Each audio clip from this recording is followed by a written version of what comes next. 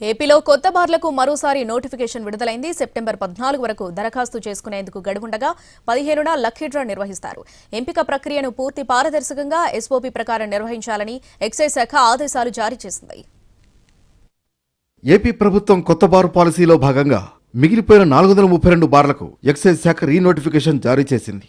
ఈ 432 బార్లలో 428 open category బార్లు, 4 reserve category బార్లు ఉన్నాయి. సెప్టెంబర్ 14, 2025 సాయంత్రం 6 గంటల వరకు దరఖాస్తు చేసుకునేందుకు గడువుంది. సెప్టెంబర్ 15 ఉదయం 8 గంటలకు జిల్లా కలెక్టర్లు లక్కీ డ్రా నిర్వహించనున్నారు.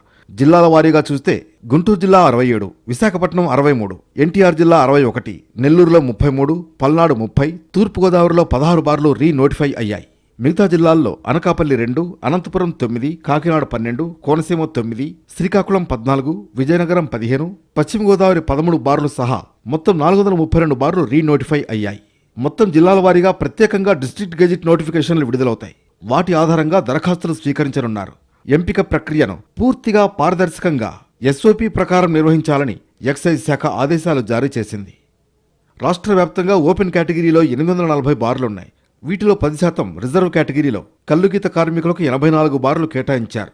బార్ల కేటాయింపును పారదర్శకత కోసం లాటరీ విధానం అమలు చేసింది ప్రభుత్వం. 5 లక్షల ఫీజుతో 4 దరఖాస్తులు తప్పనిసరిగా ఇవ్వాలి అనే నిబంధన పెట్టారు. దీంతో పాటు బార్లకు సరఫరా చేసే మద్యంలో అదనంగా 15% రిటైల్ సుంకం చెల్లించాల్సి ఉంది. దీనివల్ల ఒక్కో లైసెన్సీకి అదనంగా 30 లక్షల భారం పడనుంది. పర్మిట్ రూమ్లకు కూడా ప్రభుత్వం అనుమతులిచ్చిన విషయం తెలిసిందే. 840 బార్లకు కేవలం 466కు మాత్రమే దరఖాస్తులు పెట్టుకున్నారు.